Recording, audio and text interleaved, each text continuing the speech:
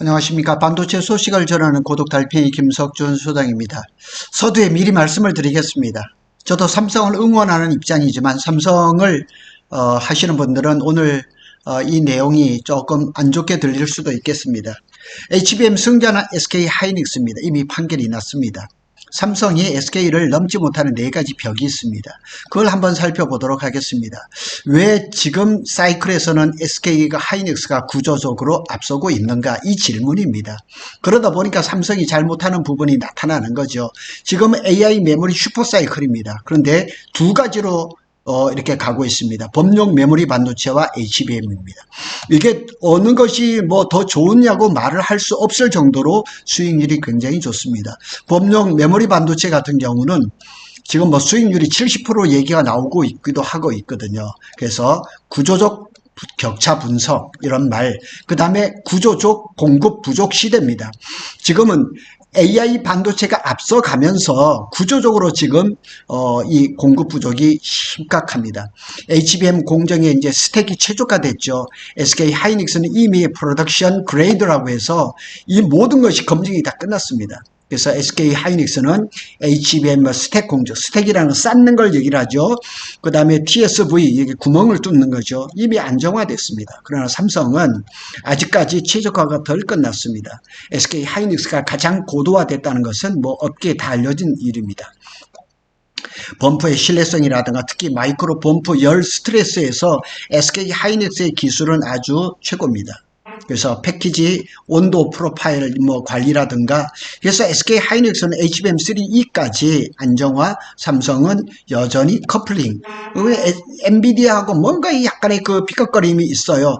당연히 삼성도 HBM3E를 지금 납품을 하고 있지만 수량이 적습니다. 그런데 SK 하이닉스가 엔비디아하고 HBM에 대한 이 거래를 하는 데 있어서 최근에 HBM3E 12단의 물량을 늘렸다 그래요. 그 얘기는 뭐냐면 HBM4가 조금 늦어진다는 얘기죠.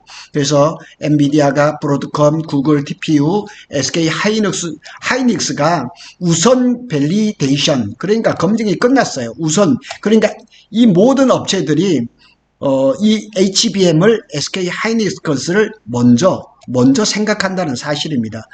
삼성은 이제 공정 수율이라든가 이런 것들이 아직까지는 검증된 것은 아니에요. 그래서 엔비디아도 지금 불안해하는 게 뭐냐면 이렇게 수율이라든가 이런 것들이 SK만큼 올라오지 않았다는 거예요. 그래서 SK 하이닉스가 업계에서는 뭐 심각하게 뭐 3년이나 앞서 있다 뭐 이런 얘기를 하는데도 있습니다. 그래서 단순한 기술 차이가 아니라 프로세스 통합의 능력의 차이라고도 말하기도 합니다. ASP 레버리지, ASP는 이제 평균 단가를 얘기하죠. 그래서 SK 하이닉스는 사이클에서 EBIT, 뭐 영업이익률 이런 걸 얘기하죠. 탄력이 압도적으로 큽니다. 그래서 제품 믹스에서도 SK 하이닉스는 HBM이 워낙에 잘 되니까 뭐 DDR5도 잘 하고 있고, 여기 삼성은 아직까지 HBM에서 큰 그 실적을 많이 못 봤기 때문에 여전히 그 모바일 D램이라든가 이런 비중이 높은 편이죠. ASP 민감도도 업사이클 레버리지가 매우 좋습니다. 그리고 ASP 전가력이 상대적으로 좀 약합니다. HBM에서는 이 ASP가 상대적으로 SK 하이닉스에 비해서 삼성이 그냥 싸게 뭐 30% 싸게 이렇게 막 들어가는 이런 것들도 벌어지죠. 그래서 반등 구간에서 급격한 이익이 확대되지만 삼성전자는 HBM보다는 범용 D램 쪽에서 수익률이 높아가지 않을까, 이렇게 좀 볼 수가 있습니다. 그래서 삼성은 전략적으로 DS 부분에 이제 캐시카우 역할은 D램이라든가 모바일 콘텐츠 이런 데서 유지를 하고 있고, 아직까지 HBM에서 큰 그 성과를 내지는 못합니다. 그래서 SK 하이닉스는 AI 사이클이 이제 종속적이라서 상승기에 뭐 영업이익이 폭발하는 거죠. 하락기 리스크도 이제 크지만은 지금 당장 AI 반도체 사이클이 좋은 상태에서는 SK 하이닉스의 구조가 훨씬 유리한 편인 것은 사실입니다. 그리고 이제 팹 아키텍처 및 이제 캐펙스 집중도에도 보면 삼성은 이제 약간 분산돼 있고 SK 하이닉스는 이렇게 좀 집중돼 있다는 거죠. 그래서 삼성의 이제 팹의 아키텍처를 본다 그러면 D램, 파운드리, 시스템 반도체, 낸드까지 캐펙스가 넓게 분산돼 있어요. 그리고 이 P4, P5, P6까지 모두 메가팹 구조죠. 라인 전환 비용이 매우 큽니다. 평택 캠퍼스에도 보면 P2, P3에도 보면 그 구형 D램 라인을 다 갈아엎었습니다. 그래서 P2에도 보면 원시 D램으로 바꿨고 P3도 지금 원시 D램으로 거의 마무리 단계에 있습니다. P4는 당연히 원시 D램으로 가죠. 1년 안에 HBM 캐파만 폭발적으로 늘리기는 어려운 구조입니다. 그리고 삼성이 지금 HBM을 뭐 이렇게 엔비디아라든가 다른 업체에 그 대량으로 이렇게 계약한 것들이 없기 때문에 사실은 범용 D램 쪽으로 신경을 더 많이 쓰는 것은 사실이죠. SK 하이닉스는 사실상 뭐 D램, HBM 중심의 뭐 거의 단일 구조죠. 파운드리나 뭐 시스템 이런 것들이 없으니까요.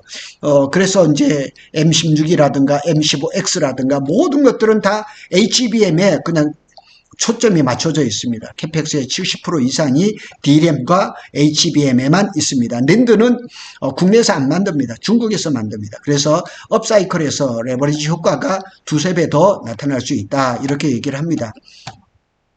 삼성은 이제 종합 반도체 회사라서 민첩성이 떨어진 반면 SK는 HBM 단일 종목이라서 속도가 훨씬 빠르죠. 이런 하여튼 특징을 살펴볼 수가 있죠. 그래서 엔비디아는 벤더 밸리데이션 이건 벤더 사이에 어떤 검증이 끝났다는 얘기죠. 그래서 SK 하이닉스는 이미 골든 벤더다 이런 말도 나오고 있습니다. 그래서 현재 이제 엔비디아 기준으로 본다면 HBM3는 뭐 얘기할 필요 없고 HBM3도 사실상 선점을 하고 거의 독점 구조로 갔다가 이제 마이크론이 조금 잠식을 하고 삼성이 조금 이렇게 가져가는 거죠. HBM4에 대해서는 이미 뭐 얘기할 필요도 없을 정도로 첫 벤더, 포스트 벤더 검증이 벌써 절차를 마쳤고 실질적으로 포스트 패스 벤더라고 이렇게 말도 이렇게 붙여져 있습니다. 그래서 지금 엔비디아가 루빈에 들어간 HBM4는 초기 제품은 거의 SK 것이 될 것이고 그 다음에 마이크론, 그 다음에 삼성이 아직 콜 통과가 아직 안 됐습니다. 그래서 그 다음을 차지할 것 같습니다. 삼성은 HBM3에서 일부 TTV를 통과를 했다. TTV라는 말도 제가 이제 처음 배웠는데요. TTV란 뭐 이런 얘기인데 다시 말해서 이 제품은 우리 GPU에 붙여도 된다라고 승인한 상태라는 거죠.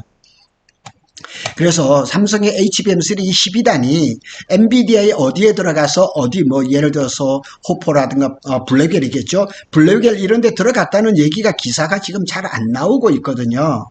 그래서 분명히 납품은 하고 있는데 이제 뭐 4분기 정도가 된다 그러면 내년 한 1월 중순 정도 된다 그러면 25년 4분기 실적 발표를 하게 되면 거기에 HBM에 대한 언급이 있겠죠. 그때 돼서야 이제 팩트를 이제 확인할 수가 있겠죠.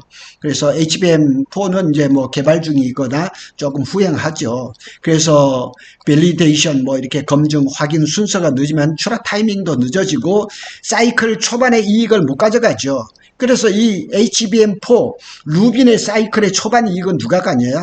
당연히 SK 하이닉스가 가져가고 조금 남은 상태는 마이크론이 가져가죠. 그래서 이 삼성이 SK를 치고 가지는 못하지만 마이크론은 치고 가야 되는데 그게 어느 정도 되는지 그걸 잘 모르겠다는 얘기예요. HBM 시장은 선점한 밴더가 사이클 내내 대부분을 가져갑니다. 그게 SK란 말이에요. 그제 구조적 특성 때문에 SK 하이닉스가 밸리데이션 타이밍 싸움에서 이미 승리했습니다. 그러니까 지금 SK 하이닉스는 HBM4가 조금 늦어지니까 지금 범용 D램, 원시 D램의 캐파를 엄하게 늘리고 있습니다. 그래서 그런 전략도 굉장히 좋다 이렇게 봅니다. 그러면 삼성이 역전할 가능성은 있을까? 존재합니다. 삼성이 가진 강점도 분명합니다. 평택의 이제 P5, P6 용인 클러스터가 이제 본격적으로 가동을 하면 뭐 용인까지 안 가도 됩니다. 평택에 뭐 P4가 지금 이제 아주 절반이 안 되는데 P4하고 P5 이 캐파만 해도 어마어마합니다. 그래서 캐파 체급이 뭐 그냥 이건 헤비급입니다. 그래서 양산 캐파는 결국 삼성이 가장 규모가 큽니다. 그래서 엔비디아의 루빈 GB300이라든가 NVL 144, 뭐 TPU 시장, 이 세 시장이 확대가 되면 될수록 HBM이 엄청나게 폭발적으로 많이 필요하기 때문에 두세 개의 벤더 모두가 필요한 거죠. 그래서 삼성이 뭐 엄마의 기죽어 할 필요는 없습니다. 사실은 뭐 SK가 잘하는 거 우리나라 기업이니까 인정해야 됩니다. 삼성이 잘할 수 있도록 우리가 후원하고 이렇게 응원하고 그러는 거죠. 삼성이 그런데 또 한 가지 있습니다. HBM4 이후에서 베이스 다이란가 로직 다이 이런 것들 통합 혁신안을 선도할 가능성이 상당히 높아요. 지금 TSMC가 HBM이나 그런 데다가 GPU를 그냥 다 집어넣으려고 지금 많이 그러고 있거든요. 그런데 SK 하이닉스는 그런 로직 설계를 못 한단 말이에요. 그러니까 삼성은 이걸 할 수 있단 말이에요.